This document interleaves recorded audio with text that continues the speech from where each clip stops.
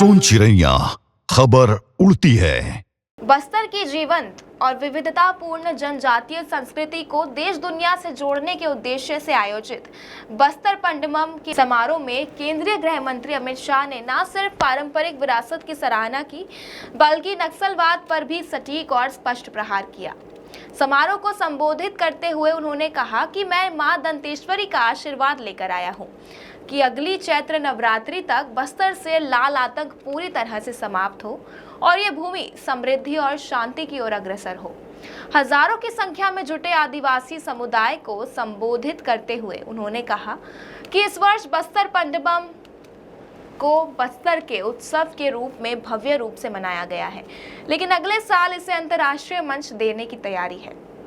उन्होंने प्रधानमंत्री नरेंद्र मोदी का संदेश साझा करते हुए कहा कि अगले साल बस्तर पंडमम में देश भर के हर आदिवासी जिले से कलाकारों को आमंत्रित किया जाएगा। इसके साथ ही राजधानी दिल्ली में पदस्थ विदेशी राजदूतों को बस्तर लाकर यहाँ की संस्कृति, परंपराओं और बच्चों की कला और वैश्विक पहचान दिलाई जाएगी। गृह मंत्री ने बताया कि इस आयोजन के लिए 5 करोड़ रुपए का बजट जिला प्रशासन और संस्कृति विभाग द्वारा आवंटित किया गया, जो अब तक का सबसे बड़ा सांस्कृतिक आयोजन है।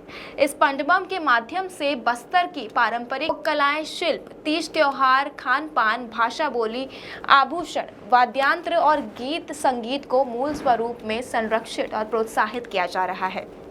उन्होंने आदिवासी युवाओं को आधुनिक शिक्षा से जोड़ने की बात करते हुए कहा कि हम चाहते हैं कि बस्तर का युवा विश्व स्तर की शिक्षा प्राप्त करे, लेकिन अपनी भाषा, संस्कृति और परंपराओं को कभी ना भूले। उन्होंने बस्तर की संस्कृति को भारत की सांस्कृतिक धाती बताते हुए इसे संरक्षित करने की अपील की।